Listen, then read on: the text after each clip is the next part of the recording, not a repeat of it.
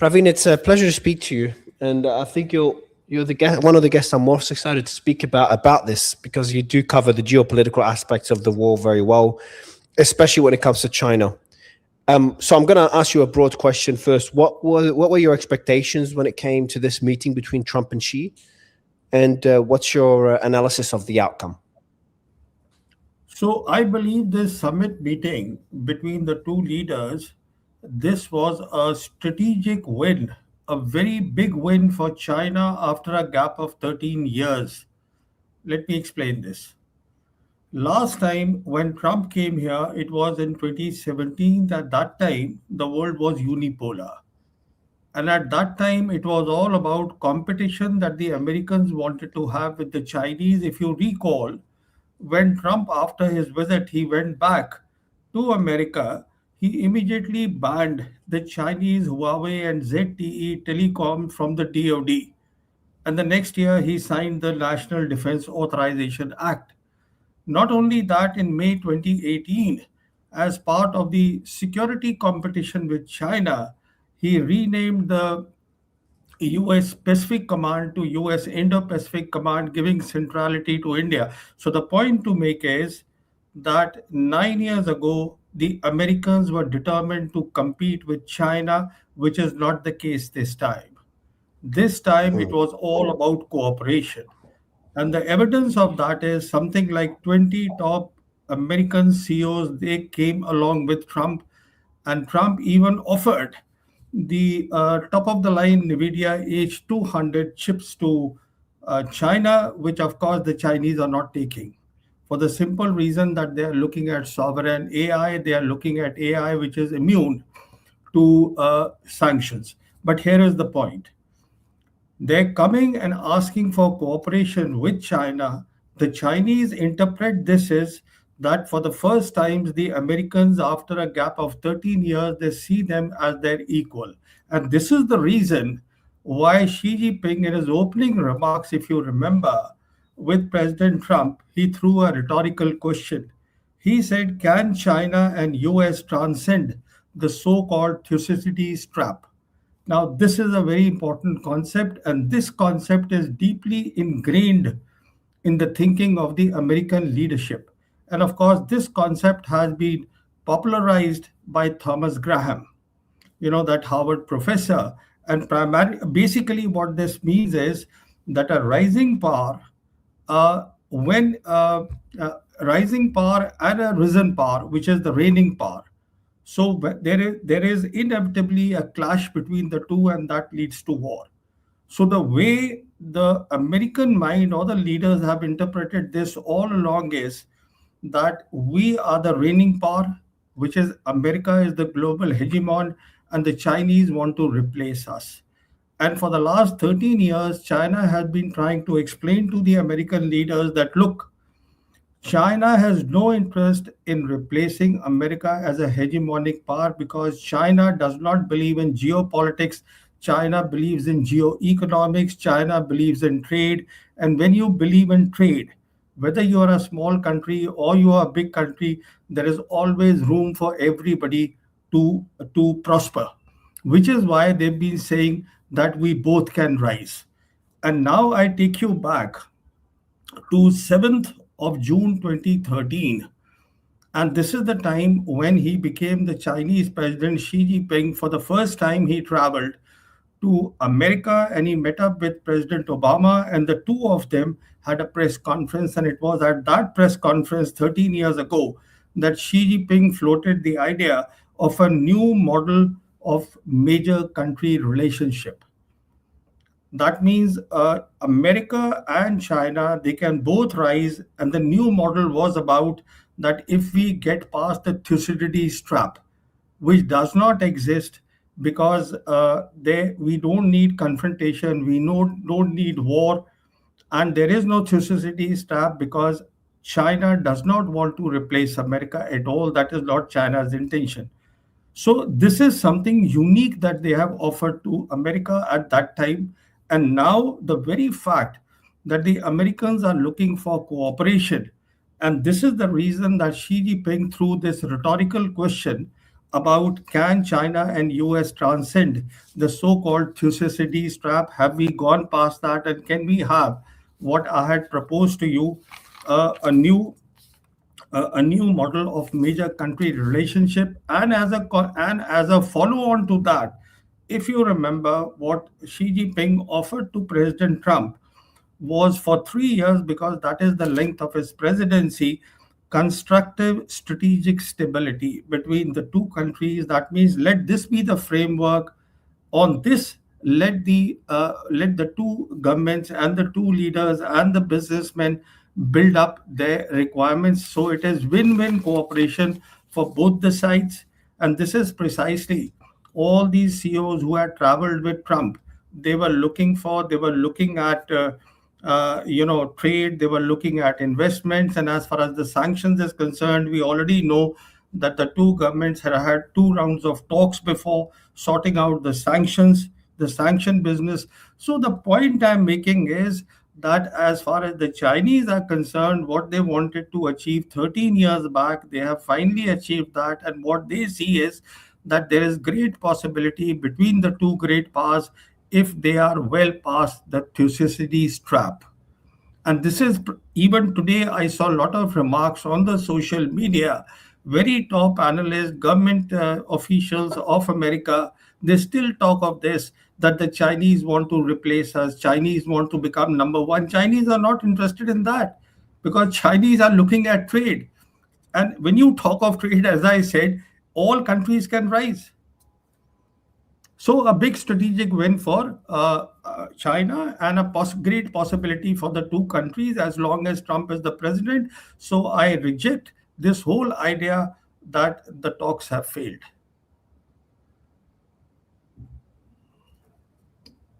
Well, it depends, failed in what regard. So if it's US-Chinese relations that haven't failed, into a multipolar world that haven't failed, into finding a solution for the war in Iran, maybe they have failed.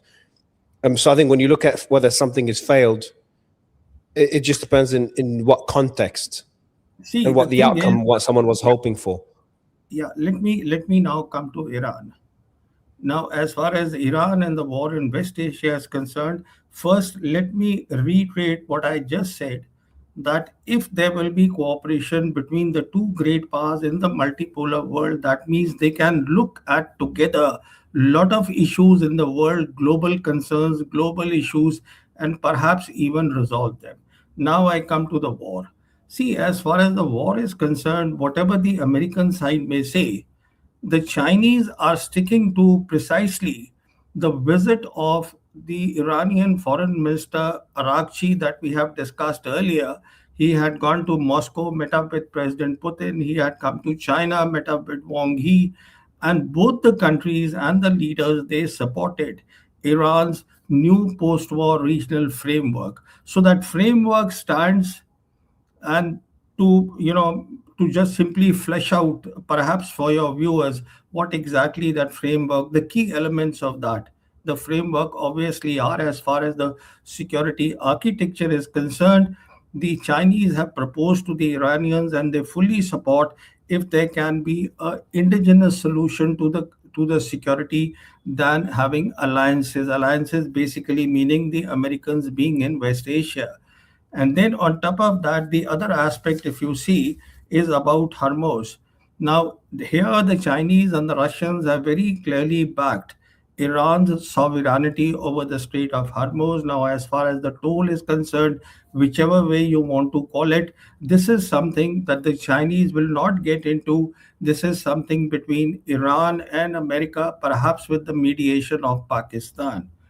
And as far as the nuclear program is concerned, once again, the Chinese have made it very clear that they support Iran's legitimate rights for peaceful use of nuclear energy, because they are members of the NPT. So the Chinese... China said this. China said that we accept Iran's legitimate right. And after this meeting, we accept Iran's legitimate right. Oh, that was before. Yeah. So these are the interpretations that one has to look at, because the Chinese, when, for example, they speak about Thucydides trap, they are basically hinting that, look, we are very happy and there is possibility of great cooperation between the two countries as long as Trump is the president, which is why they spoke only for the next 3 years. That let us have this new framework. This is the way I read They're it, and trying I because they're trying to get concessions from Trump to give him a good 3 years because China's aiming 10, 15 years. So they ask for concessions for Trump that are benefiting China in the next decade or two, but they give Trump concessions that only benefit the US for the next 3 years, or at least make it look good for the next 3 years, such as those empty statements that the White House said that China said Iran should never have a nuclear weapon. Iran, no one should, no, there should be no military buildup in the Strait of Hormuz, and no one to charge a fee at toll booth. So these are like empty concessions from China that help Trump politically, but don't really mean anything, and it's not really China conceding on anything. no, actually, it means a lot. If I may give Okay. you my understanding of this whole thing. Now, as you are fully aware, that President Putin also will be visiting China on May 20th. And May 20th happens to be why he is visiting is because this is the 25th anniversary of China Russia Peace and Friendship Agreement, which was signed in 2001. So the point that I want to make is that, as I said, the Chinese, what they have offered to Americans is a new model of major country relationship, which is unique to America. This is not what they have offered to Russia. With Russia, what they have is, this is very interesting. With Russia, what they have is a comprehensive strategic partnership for coordination for a new era. New era means that the two countries are well past the Thucydides trap, and now they need to coordinate for the new era, which is the new world order. And I think we discussed in our last one of our interactions, what is this new world order? What is the vision of the new world order? So the new world order vision is precisely what they are suggesting in terms of West Asia and in terms of Iran, and neither they nor the Russians will budge from that. And it is very simple. It's a question of sovereign equality, that Iran can decide for itself what it wants to do as long as Iran works under the United Nations rules and regulations. And this is and then there are other things also, not to go to digress from the main subject, since you are talking about West Asia. So you see, West Asia is an issue that at the end of the day, the regional players have to resolve. It is an issue between Iran on one side and Israel and America on the other side. I would say primarily America on the other side. So this is the issue between Iran and America, where the regional countries will have to play a big role as far as China and Russia are concerned, since they believe in this new world order. So they'll be happy to provide the international guarantees, whatever is agreed under the United Nations. This is the way I see things going. Yeah, but what Trump was looking for is some support from China. So Iran is not accepting to concede anything, but Iran would not be able to sustain the blockade or any military action without Chinese support. So indirectly, China has a big role to play in what Iran decides to do next. Even though theoretically we might argue that this is a regional conflict, China has nothing to do with it. China has a lot to do with it. They buy the majority of Iranian oil as well. They're funding Iran's ability to sustain this war. So No, I'm see, sure Trump was looking, and Trump seeking an off-ramp. So I'm sure he requested some sort of off-ramp from China. see, Mario, it's like this, that this war started because it was a war of aggression on Iran by America and by Israel. Having said that, it is Iran alone which has fought the war. Though, of course, the support has come, and we have discussed that in non kinetic capabilities from China, their space capabilities. But it is Iran which has strategized the entire war. It is Iran which has won the war. And it is Iran today. The Americans simply don't know, because they don't have any military option against Iran. They don't know what to do. So when you start something and now you want a help from China, honestly, it doesn't make sense, because now you have to resolve, in my understanding, things with the Iranians. So it is about time that the two sides sit down together, instead of threatening the other side that we'll start the military campaign once again, which will fetch you nothing at all. So the only answer is diplomacy. There is no answer, and diplomacy has to be between between the two countries concerned, Iran and America. And as far as China and Russia are concerned, they can provide outside support. Yeah, but that's not the reality of it. You have Arachi going and meeting Xi Jinping right before Trump's visit. China buys 90% of Iran's oil. They account for about almost half of their state revenue, the Iranian state revenue. So, and all eyes were on that meeting. Even Israel is like, hey, we're waiting for that meeting to see what's going to happen next in Iran. And that's public statements that are being made. All eyes were on that meeting. So I'm sure it was discussed, and China has a lot of leverage over Iran. Again, you're talking about a country that Iran would not be able to sustain this. I'm repeating what I said. It can't sustain this without China's support. So no. See, once again, they can sustain it because the land routes have been opened. That is again a matter of details. We can discuss that. but the land Now, routes go to China, Pravin. They go like 80. I'm just saying land routes or sea routes or air routes. All of it yeah, goes to China. That's been the fact for years now. The yes. 50% of their revenue is from China. Yeah. So you see, the point is that Chinese, as per the New World Order, one of the thinking is that you do not interfere in other countries' internal affairs. So what the Chinese are doing is, and this is not rhetoric. In fact, this is fascinating. Anybody who reads the vision of the New World Order, you find how different it is from the present world that we live in. It's fascinating. And the Iranians are demonstrating that it is all doable. And of course, they are getting help from outside. But to say that the Chinese will put any pressure on the Iranians, this will not happen because this is not part of the thinking of the New World Order. See, this is So I was about something to which. sneeze. But why would the statement come in from the White House that China, um, why the statement that China agreed Iran should not have nuclear weapons, which is a pretty, I would say it's an empty statement because of course they don't agree on that. Doesn't mean they don't agree for nuclear enrichment, two separate things. And Iran agrees not to have nuclear weapons, so no one disagrees with that. But also that no one should be charging a fee at the Strait of Hormuz. Well, that's contradicting what Iran said they would like. Iran said we were going to charge a fee. That's the new reality. China saying, oh, no one should charge a fee. So that's China opposing their ally, Iran. And number three is there should be, diplomatic solution, no military buildup in the Strait of Hormuz. Now, these statements did not come out directly from China. They came out from the White House. White House claiming China agreed to these. My guess would be China approved that statement before it came out, but they kind of kept their distance because they didn't make that statement. The White House did. But these are direct statements relating to the war. So, yeah, let's talk the Strait of Hormuz now. What the Chinese are saying, as I understand, regarding the Strait of Hormuz is that, first of all, the world has to accept Iran's sovereignty over the Persian Gulf or the Strait of Hormuz. That's one. Second, what they are saying is that there should be a free navigation. And what the Iranians are saying is that there is free navigation. The problem is the American blockade there.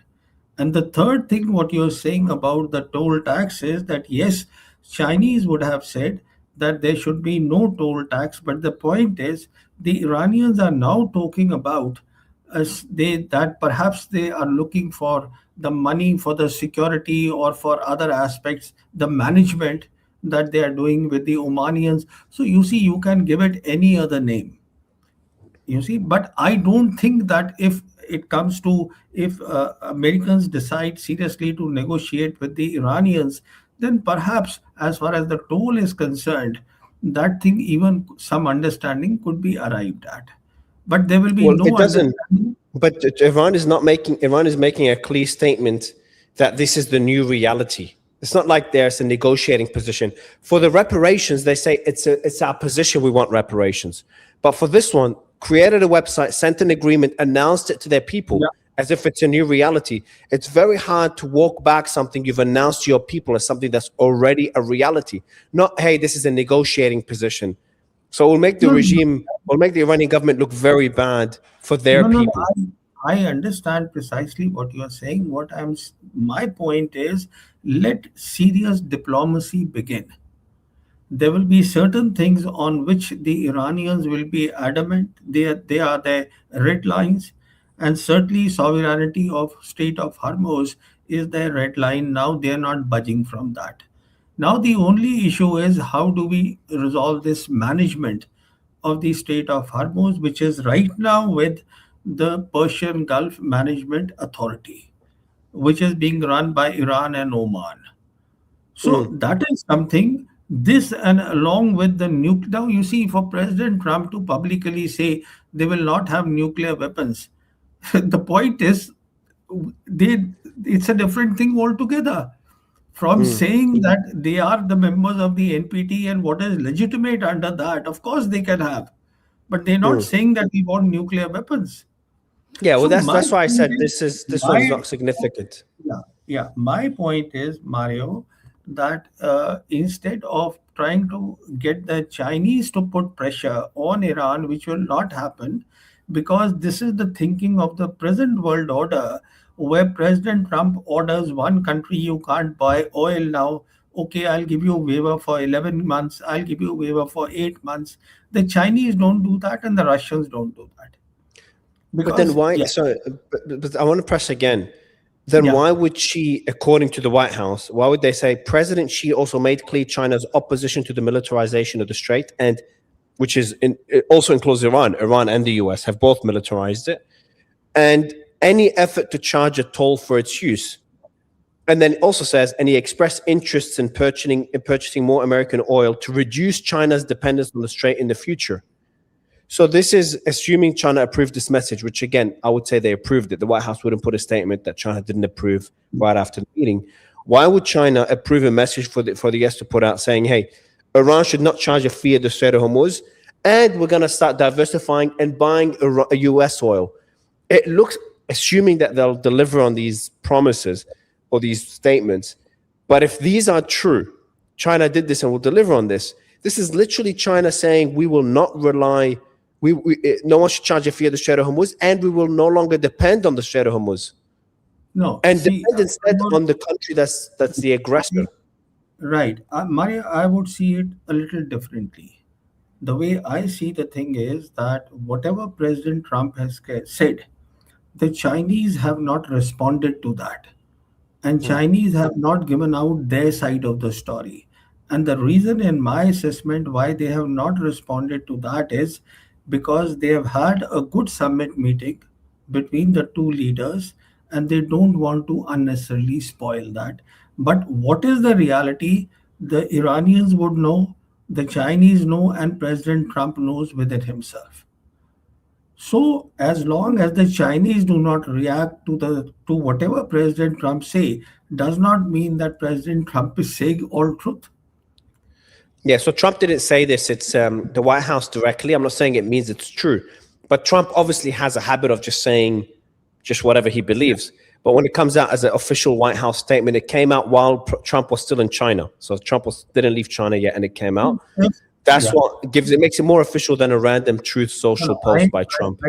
I see your point, but the problem here is that even the advisors of President Trump, if they were actually advising him, then in the first place he would not have started this war. I see all his advisors, unfortunately, the present ones, as just the people who are the yes men. Now, I agree with you that if this is the White House, readout, which makes perfect sense, but the Chinese are not reacting to that at all. And if indeed it was so wrong, or there was a problem, or it was right, I mean, Chinese would have said something on this. They haven't. They've kept quiet Mm. because So obviously, yeah, sorry, yeah. go ahead. Please, I was please, going to say please. that on top of it, there is Chinese ships have docked in Texas, Louisiana, and Alaska because they said China will buy American oil, which That's is right. odd because like the US doesn't really is not a net crude oil exporter. Refined, yes, but not crude oil. But there are ships docking in 3 states in US states, kind of confirming that that statement seems to be true if Chinese ships are landing there. Like, if I'll ask it the following: if this is true, if China approved that statement, is there a possibility? I'll give you my thoughts, which always obviously changes as we get more information. My reaction when I saw this is Iran is Iran is demanding a lot right now, and they're not conceding on anything. Now, I think they should get some sort of reparations if it includes through fees on the Strait of Hormuz. That's their right. They face significant damages. But I also don't think their control of the Strait of Hormuz or charging a fee should be permanent. Iran is saying it should be permanent. It should not include undersea cables. Iran is saying now, floating the idea that they want to charge cable companies, according to Fast News, which is pretty significant, where all the internet flows. Reparations should be out of the question because they're going to make it through the Strait of Hormuz fee. But they're requesting that. And they want to get unfreezing of assets and lifting of sanctions. All these they want before they even discuss the nuclear program. So in my mind, I'm like, all right, Iran, that was a war of aggression against you. You have the right to get reparations through the Strait of Hormuz. I think sanctions should be lifted. Enough suffering. You should give up on your nuclear program as a concession. But for you guys to request everything and offer nothing, that's according to the public statements, I worry now, and I've been saying this for a while, that they're the ones being unreasonable now, even though they were the victim of this war. So maybe my view is maybe China does see that Iran is requesting too much. Mujtaba is being very hardline and maximalist in his demands. And therefore, they agreed with the US to pressure Mujtaba. But they also agreed with the US that once Mujtaba agrees to some concessions, which is some JCPOA-like agreement with lifting of sanctions and unfreezing of assets, then Trump would agree to that deal. So in other words, an off-ramp was discussed with Xi, but now the turn is to convince Iran to accept the off-ramp, because Trump is like, hey, I'll take anything, get me out of this, I want Cuba. So to convince Iran, China agreed to that statement to now start putting pressure on Iran, even though it's their ally, but it's not their proxy. Iran is a sovereign state.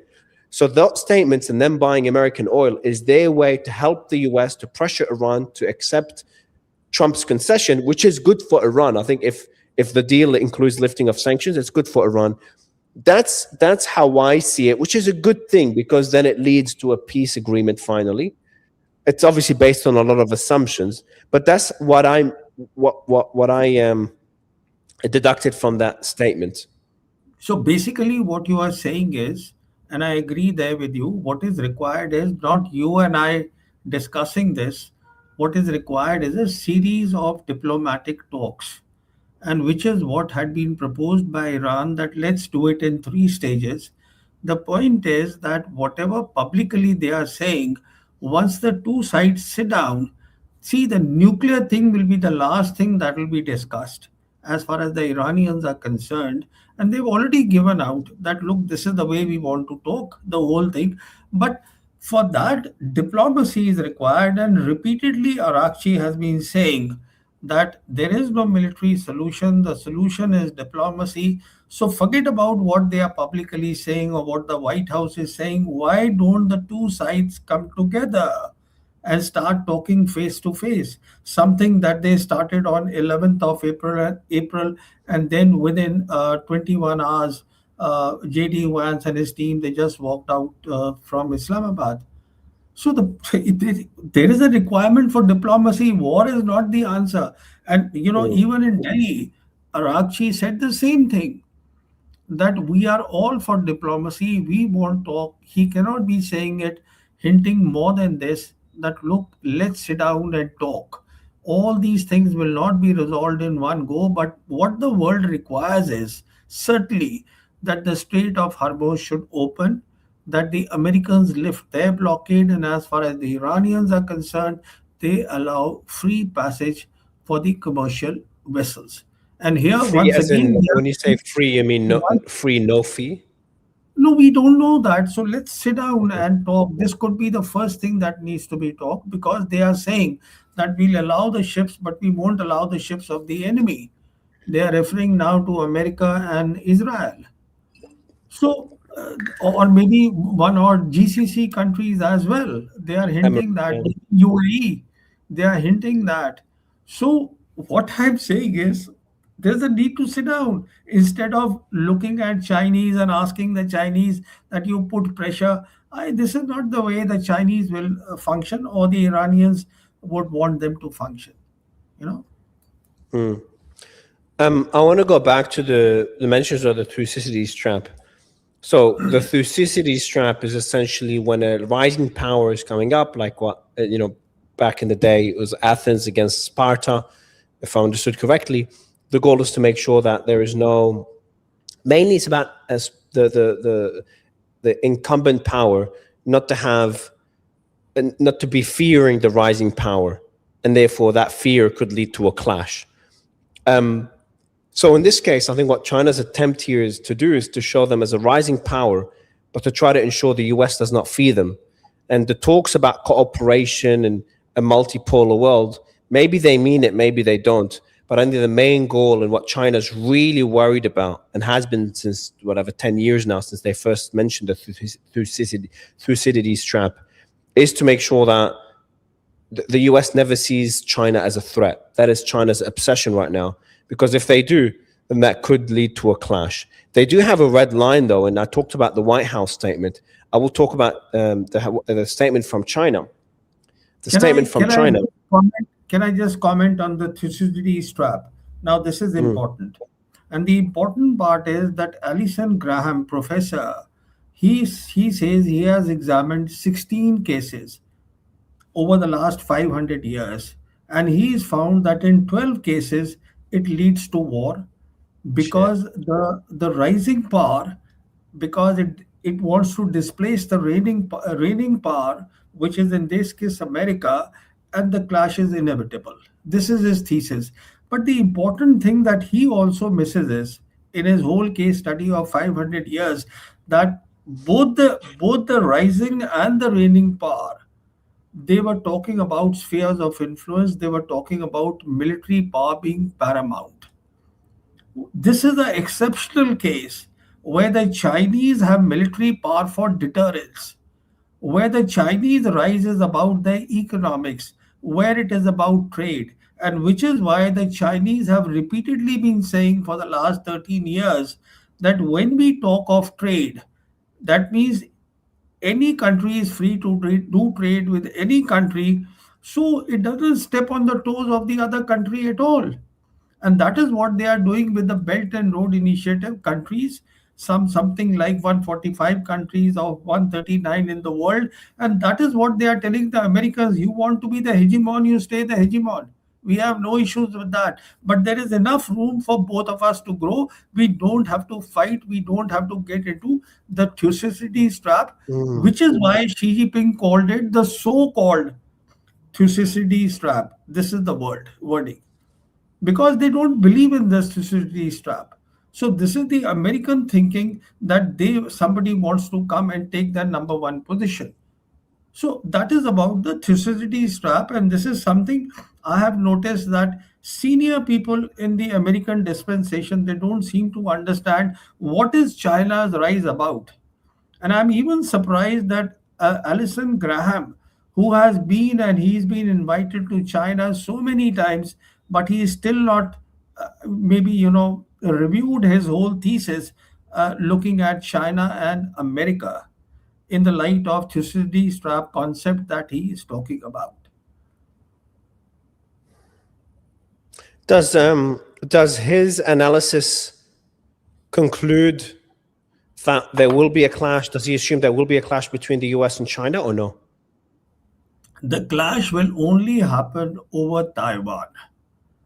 And I do not believe what the Americans have been saying for the last 10 years that, tomorrow they will attack Taiwan, they will take Taiwan. No, Chinese will not do that. You please understand, and they also need to understand that Chinese waited 99 years to get Hong Kong back. They waited 104 years to get Macau back.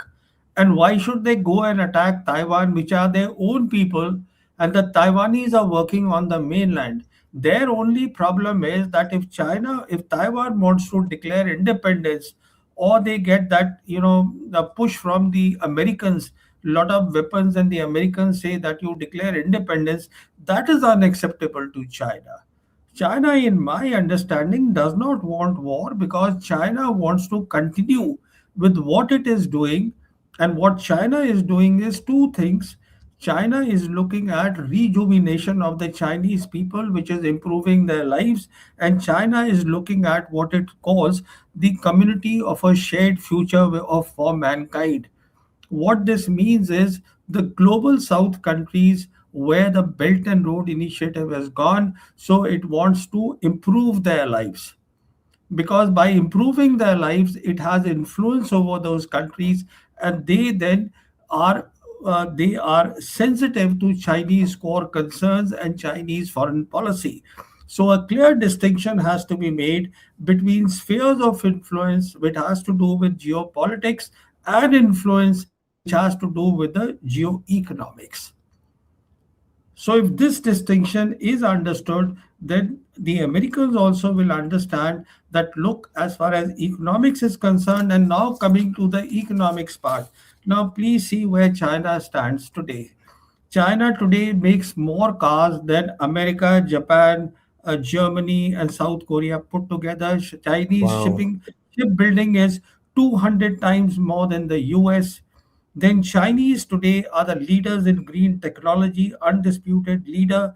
Then Chinese have today 50,000 kilometer high speed rail, including what is called maglev rail. What maglev means is that it does not go on tracks. It basically it's by magnet. It is a bit Wow. over the tracks. It runs and it runs at 500 kilometers per hour, and the Americans do not have a single high speed rail. Then China is a trading partner with 157 countries out of 193 in the world. Chinese ports, Sorry, they sorry. dominate. Biggest trading partner, you mean? Yes, Yeah. 157 countries out of 193 in the world. And Chinese ports, they dominate the global trade. Shanghai port, it handles more cargo than any other port of America. And Chinese were the first to roll out the 5G. And 5G is basically the backbone of artificial intelligence. And just to give you a little more about China, what the Chinese are looking at and why they need sovereign AI. Sovereign AI basically means an AI which is immune to energy shocks and it is immune to sanctions, because one of the key things that they are looking at in the 15th 5-year plan, which covers the period from 2026 to 2030, is absolutely amazing. And they are looking at something what is called uh, uh, new quality productive forces. Now, in very simple word, what it means is that the present way of manufacturing, they want to inject agentic AI into that so that the productivity includes. And they have three pillars to do that. What are these three pillars? They are looking at AI plus. Now, this is a concept where by 2030, 90% of the Chinese economy, it will have artificial intelligence. And here is another amazing thing what they are looking at, what they call East data, West compute. What this means is if you see the coastal side of China, that is where they have a lot of data. But the energy is on the western side. So now they want to bring everything together. So at a time when the Americans are still fixated on data centers, the Chinese now have moved on. Their focus is no longer on data centers, but they are now looking at compute energy coordination so that nationwide the compute and the energy is available. So And they are they're using AI to make it more to make their grids more efficient. No, it's available uniformly. Right now, the data centers are there in the eastern coast because that is where they have all their Shenzhen, all their big tech companies are there. So data is there. But the compute is there, the energy is there in the western sector. And how they want to transmit that is they are already laying ultra high voltage transmission lines which they want to finish by 2030. So the point to make is that by 2030, as part of their 15 5-year plan, 15 5-year plan. Chinese want to have sovereign AI right throughout, available anywhere in the country. So that is what they are looking at. And obviously, along with that, they are looking at quantum technologies, that is to provide cyber security. So the point I'm making is they are way, way ahead in so many areas. And why they want. Where is the US ahead? So see, that is the whole thing. US basically is in, and you also know US is in big trouble, because now if you see the purchasing power parity, the Chinese today are at 47 trillion, the Americans are only 39 trillion. And then we've already discussed their national debt, we have discussed. And as far as they are concerned, all the money which is coming from petrodollars, where are they using it? They are using it in fighting wars. They are using in the 800 American bases which are across the globe. The Chinese are not doing it. Chinese have only one base in Djibouti, because the concept of deterrence, of use of military power, is entirely different from the Americans. You see, it is a question of balancing security and development. The Americans have given focus to security, the Chinese have given focus to development, which is why they talk about indivisible security, collective security, and this is precisely the vision of the New World Order that they are supporting along with the Russians. So we are entering into a new world where all the things will be different. You won't be, you know, perhaps 10 years from now, all this will finish, that why can't this country intimidate the other country, coerce the other country to do certain things. All that will not be there. And what are they trying to achieve? The Chinese basically, through their Belt and Road Initiative, now what have they done? They've already done the physical part.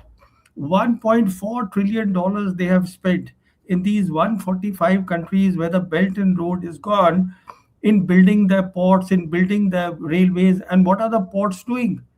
Ports are serving a dual purpose, because one of the tasks given to the Chinese PLA after they brought in the Belt and Road in 2013 was that it will protect the Chinese infrastructure, the Chinese people, and the Chinese interest abroad. So they are in a cooperative mode with the security forces of that country. It is their way of functioning. They are not looking for military bases. And along with that, what we have seen in the case of Iran, this is the first part, the physical Belt and Road. Then they have what is called the digital Silk Road. This again has two parts. One is the hardcore, one is the hardware, cyber space security, connectivity, and this concerns their space capabilities. This concerns the fiber optic cables. This concerns the subsea cables. And now they are at the final stage, which is artificial intelligence, which is looking at new productive forces.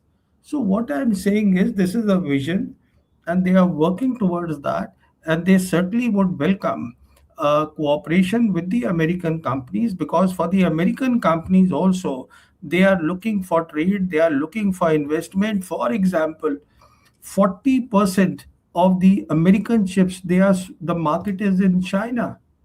Now, I'm not sure if it is still there in China, Of what? because Of chips? yes, it's there in China. So that is the so what I'm saying is that the Chinese were buying so many chips. Now they are not even interested. I understand from the reports, even in taking this H200.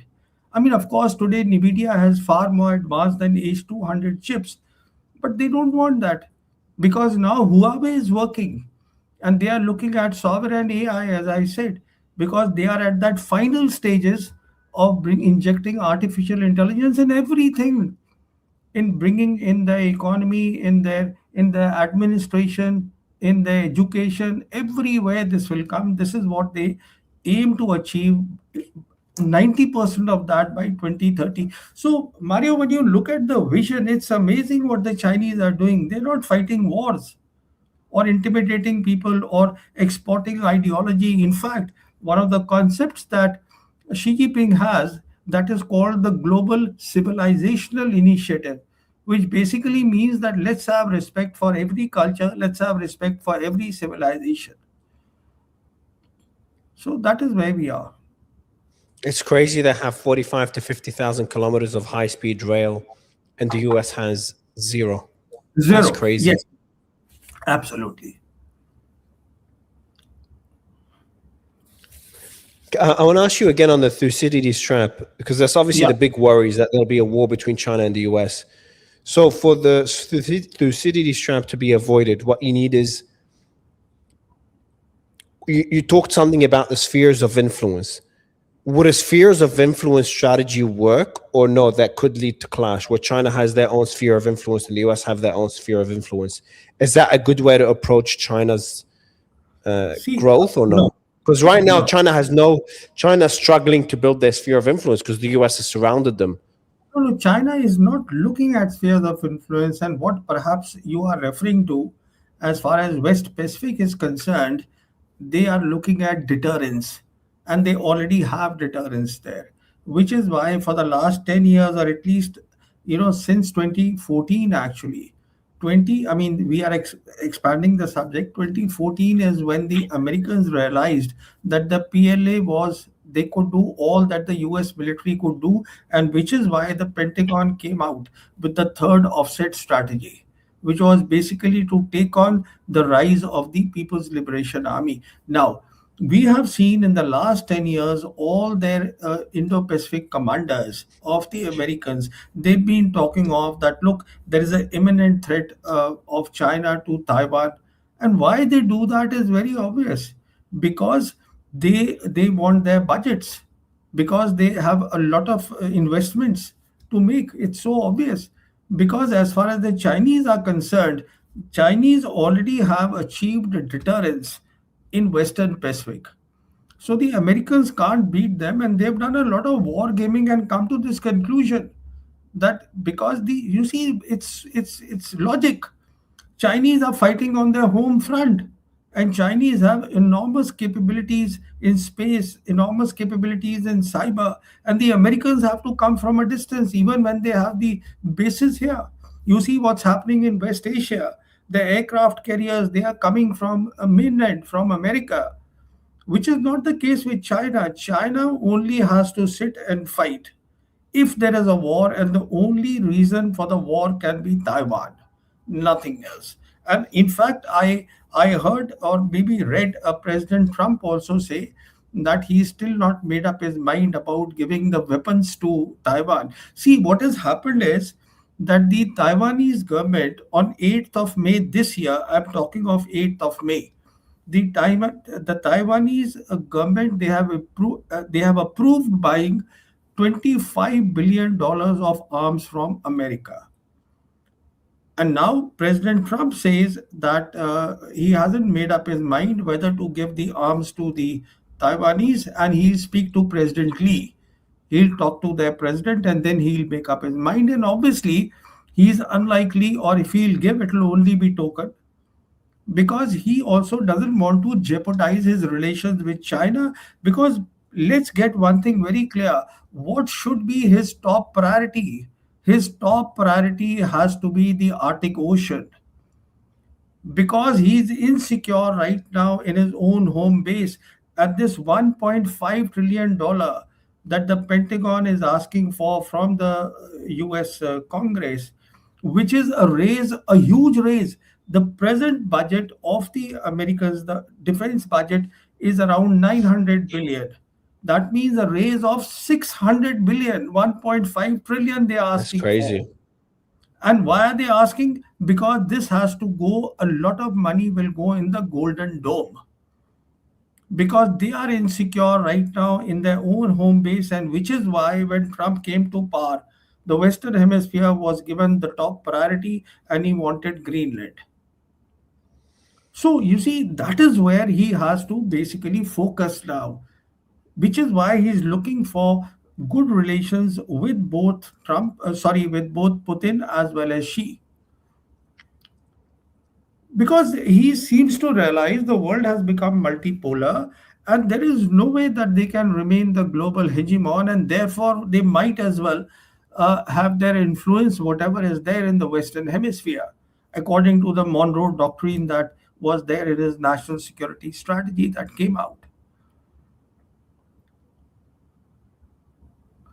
So this shows that America is in decline, but the problem with America is that uh, they simply refuse to understand that this is the time to cooperate. This is the time to work But together they with are the. cooperating with China, aren't they? No, well, until the coming of Trump, I mean, today Trump is being criticized by his own in his own country by all the think tanks. All the top think tanks today in America, they are criticizing Trump. The ones that That Trump has the ones that want global hegemony. They don't. The exactly think tanks haven't all accepted a multipolarity no, yet. all of them, the people who are sensible, like Professor Jeffrey Sachs, nobody listens to them in America because all these think tanks, they are fed on Russophobia. They've always been told that look, America has to remain the number one hegemon. The world has changed, and it's not getting in their heads that look, please understand this Thucydides trap was a nonsense because it doesn't work. And there's an argument that it doesn't work because both the sides have nuclear weapons. No, it doesn't work because the Chinese rise is entirely different from what the world has seen before in its history. For now, hopefully, it stays like this post Xi Jinping, because that's Xi Jinping's policy. But we don't know who the next leader is or what their policy will No, be. once again, Mario, unlike the Americans, which is why they offered to Trump 3 years, the Chinese have an institutional continuity. And what they spoke of the Strait of Hormuz in 2012, now they have found an answer to the Strait of Hormuz. So they have an institutional continuity and an What do institutional you mean? memory. What do you mean by that statement? What they spoke about Strait of Hormuz in 2012? What are you See, referring to? their president at that time said that look, this is our problem. The choke points are the problem basically. The one choke point was no, sorry, not Hormuz, Strait of Malacca. Oh, okay. I'm sorry. Strait of Oh, sure. Malacca. So, Strait of Malacca, that is more or less being resolved. Mm. Sorry, I'm sorry about that. No, I So see. I the get it. yeah, so the point I'm making is that the world has changed, and unless Mm. the American think tanks, and including the Indian think tanks, they do not understand that it's a new world and all what is required is cooperation. Yeah. Let's Yeah. work together and focus on development and on collective security. That is the answer for rise Which of is any what we nation. saw. Which is we kind of saw what in that meeting between Trump and Xi, which was mainly focused on cooperation, doing business, having those businessmen, which is what we need to see more of. Understood. Exactly. Exactly. Well, I think it's an incredible overview. That's why I really wanted to speak to you as soon as that Trump-Xi meeting was done. So I'm glad I did. Thank you so much, Mario, for getting me on Always a your pleasure, show. Pravin. Thank you for Thank you. coming on again. I appreciate it. Thanks a lot. Thank you. Guys, I'm sure you've enjoyed the conversation as much as I have. As soon as the meeting happened between Trump and Xi, I told my team, please bring on Pravin. Next guest is going to be Ray McGovern, former CIA, to discuss the latest developments, especially when it comes to Iran and what's happening in the Middle East region between Saudi, the UAE. All right, guys, I'll see you in 3 minutes, and let me know what you thought of the conversation in the comments. I'll go through it later tonight after I'm done with the interviews, as always. All right, guys, bye.